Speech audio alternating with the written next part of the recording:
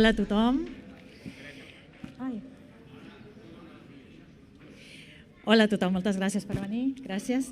A mi em tocarà parlar dels plans de mobilitat. En realitat, els plans de mobilitat venen del mandat anterior, en el que en realitat no es va fer ben bé res, perquè es van crear petits circuits de bicicleta que ni es comunicaven entre ells i que no s'enllaçaven i que fins i tot n'hi havia alguns que encara n'hi queden, que finalitzaven de forma sobtada contra un mur o contra una façana, de tal manera que era del tot il·lògic aquesta planificació dels carrils de bicicleta.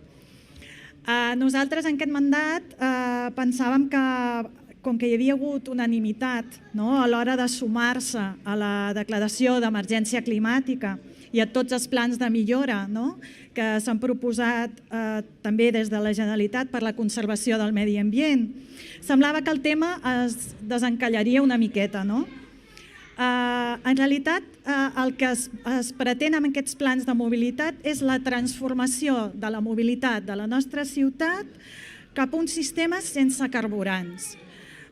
És un tema molt important en l'àmbit municipal perquè, en realitat, com a accions factibles a nivell local, és de les poques que es poden dur a terme a favor del medi ambient.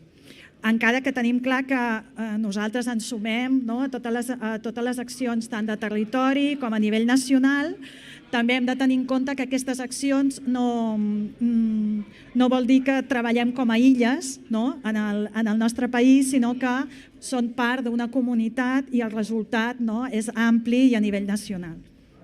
En tot cas, a la mobilitat hi ha 3 qüestions a treballar.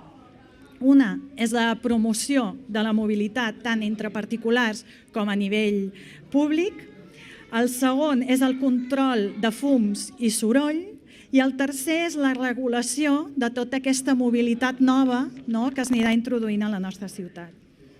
Respecte a la promoció de la mobilitat, nosaltres apostàvem des d'un inici en què les zones que ja eren d'ús habitual, tant de bicicletes com de vianants com de patinets, doncs aquestes es fessin unes zones segures d'aquest tipus de mobilitat. En realitat estem parlant del que veiem totes a la nostra ciutat, els camins cap a l'escola, cap als polígons, a les biblioteques, als centres esportius, en uns horaris molt concrets. La forma que ha triat la ciutadania per desplaçar-se en aquests espais és el patinet, la bicicleta i a peu. En tot cas, això contrasta una mica amb el model que vol implantar el govern, que vol fer una gestió des del centre cap a la perifèria, és a dir, no pensa en els recorreguts que s'estan utilitzant, sinó en una planificació general de la ciutat sense saber si realment són espais d'ús o no. En tot cas, en el mandat anterior, també una posició que contrarresta contra aquesta mena de política que estan duent a terme durant aquest mandat és que en el mandat anterior vam insistir moltíssim, aquí hi ha companyes que formaven part del Consell d'Administració de Reus Transport de Reus, doncs quan va haver el canvi dels autobusos vam estar lluitant i vam estar reclamant que els autobusos s'havien de substituir per autobusos elèctrics.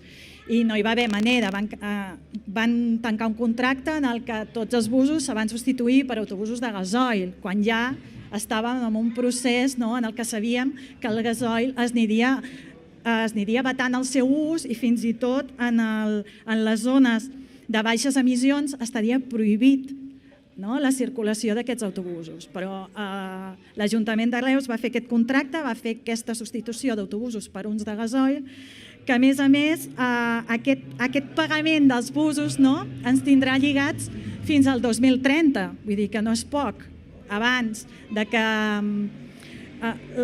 la zona de baixes emissions s'ha d'aplicar el 2025 i nosaltres encara estarem pagant els autobusos de gasoil fins al 2030, totalment contradictori. A més, el model de govern és el de fomentar sobretot els carrils de convivència, que és una forma de dir que simplement pintem un 30 al terra amb una bicicleta i les bicicletes han de conviure i els patinets amb els busos, amb els camions, amb els vehicles a motor. I hi ha poca planificació sobre els carrils segregats, que són els que realment separen aquest tipus de mobilitat, que són els més segurs en realitat, no? És el que nosaltres sempre diem a les comissions. Si volem fer camins segurs per anar a les escoles i en aquests centres, perquè normalment aquest tipus de vehicle està molt utilitzat per gent jove, doncs fem aquestes zones segures amb carrils segregats, perquè si no, cap de nosaltres enviaria els seus fills a l'escola amb un carril de convivència on a primera hora o en l'horari escolar, l'horari d'entrada i sortida, haguessin d'anar sortejant tot tipus de vehicles.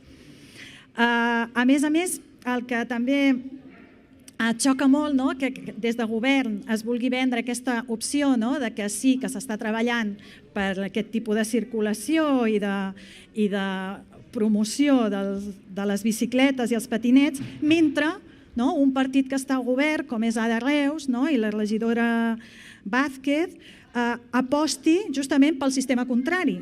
I com hi ha apostat pel sistema contrari? Doncs creant aquestes zones a les portes de les escoles en què les famílies poden anar fins al cotxe, fins a la porta de l'escola per deixar el nen. Totalment contrari a la política que s'està duent a terme des d'urbanisme i mobilitat.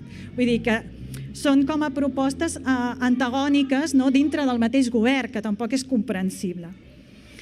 Respecte al control de fums i soroll, aquest és un tema bastant controvertit perquè en realitat per aplicar aquest sistema de mobilitat sense motor, sense contaminació, el que s'al·lega és que es guanyarà qualitat de vida tant mediambiental, evitant fums, però fins i tot també de soroll, la contaminació acústica.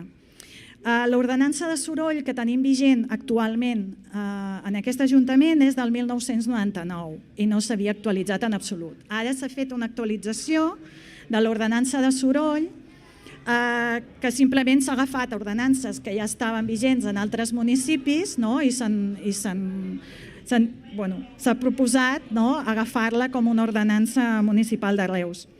Però ens vam fixar que en aquesta còpia enganxa d'ordenances d'altres municipis s'havien oblidat o havien omès 2 articles que sí que constaven a totes les ordenances i aquí els havien apartat, que eren articles en els que la ciutadania, com a veïnes d'una zona, d'un barri, d'un carrer, podíem reclamar que aquella zona fos de baixes emissions de soroll, que estés protegida de soroll. Aquests articulats els van separar i els van ometre a la còpia enganxa de les ordenances que sí que estan vigents a la resta de municipis. De totes maneres, com que nosaltres ho vam reivindicar i era una cosa bastant evident que s'havia fet expressament, ho han hagut d'incorporar a l'ordenança definitiva.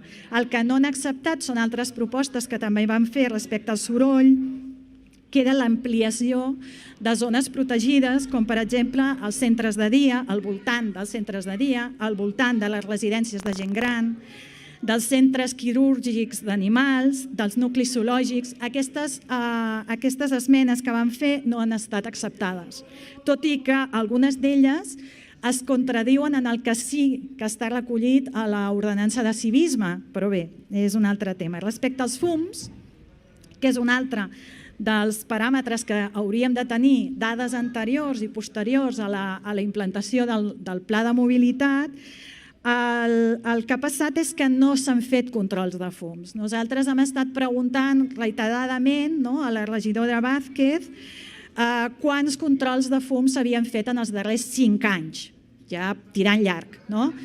I en realitat ella va dir que això no era competència de la policia local, que això era una cosa que havia de controlar l'ITB quan portàvem el cotxe a l'ITB.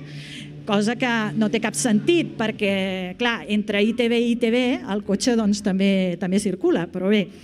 La qüestió és que no s'han fet controls de fums. Per tant, ja es veu aquesta mena de voler vendre que s'estan preocupats pel fum i pel soroll quan no s'estan fent aquests controls previs, perquè després es pugui comparar si realment està funcionant. I respecte al... Sí. I respecte al soroll, exactament el mateix. Vam estar preguntant quants sonòmetres hi havia a disposició de la policia local o fins i tot de la regidoria de Medi Ambient. Ens van dir que uns 2 de la policia local i uns 2 de la regidoria de Medi Ambient, però que no estaven calibrats i que per tant no es podien usar i tal. Encara estem esperant la resposta per escrit, d'això ja fa un mes. Però en realitat veiem que no s'està calculant, no s'està mesurant això. I per últim, el tercer punt és el de la regulació de la circulació. Respecte a soroll i fums, el que també és molt curiós és que van dir que, clar, que calibrar aquests aparells era molt complicat, quan simplement trucant a la Generalitat de Catalunya, al Departament de Territori i Sostenibilitat, ens van dir que tenen un remolc a disposició, perdó, un fallo de... Vale, ja està, gràcies, Aleida. Tenen a disposició de tots els municipis un remolc perfectament calibrat per mesurar, per fer campanyes de mesures de soroll i fums, i fins i tot hi fan un curs de formació a la policia. Vull dir que l'excusa de no tenir els aparells tampoc, és voluntat de fer-ho o no fer-ho, feina. En tot cas, el tema de la regulació de la circulació sí que era molt xocant, i havíem dit repetides vegades que tot el de circulació es ficava a l'ordenança de civisme, quan es tractaven de temes realment de circulació. I a més, l'ordenança que teníem vigent era de 1992, on tan sols apareixia una sola vegada la paraula bicicleta i era per dir que no hi podia haver més de 2 persones dalt d'una bicicleta. Vull dir, clar, estàvem parlant d'una ordenança molt antiga. El que nosaltres creiem és que no s'ha fet prou publicitat de la redacció d'aquesta ordenança, perquè en la participació queda reflectit. Sols hi ha hagut una participació d'un veí, de Bicicamp, que és aquesta associació que sí que va a favor de la bicicleta, i d'una entitat veïnal, però sols d'un veí. Això vol dir que no s'ha fet publicitat a la participació ciutadana.